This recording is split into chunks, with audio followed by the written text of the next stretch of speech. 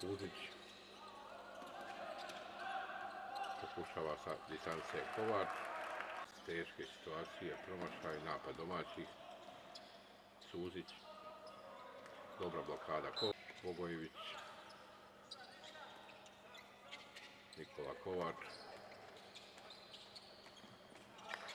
lepa asistencija Kovača ka Mirković, javi u pravu, međuvremenu neuspio napad domaćih, ponovo lopta za košarkaša Crnokos, Vukosavljević pa Mirković, Kovač, sam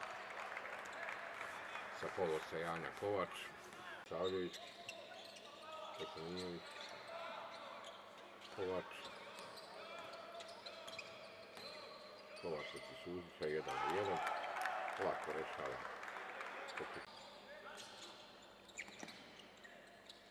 Kovač, sam na liniji. Košarkaša Crnokos je Kovač, pogađa Nikola Kovač.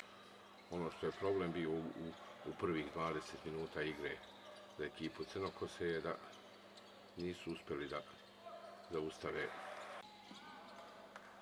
Lepa asistencija ka Kovaču, novi poeni. Kovač,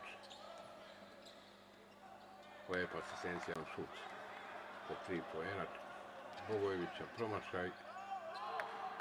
Ekipu OPK Beograda prvi put malo opipljivija prednost Beograđana. Kovač smanjuje to bačenih u aut nego pravo u ruke domaćih košarkaša koji su posle toga lako poentirali i doprinelo da je ovaj šut žestok promašaj domaćih košarkaša Dmitrijevića, međutim iz tog njegovog promašaja nije se otvorila kontra košarkaša Crnokose. Na drugoj strani košarkaša Crnokose su pravo u ruke dodavali lopte domaćim košarkašima koji su to lakim zakucavanjima pretvorili u visoko vođstvo i na kraju došli do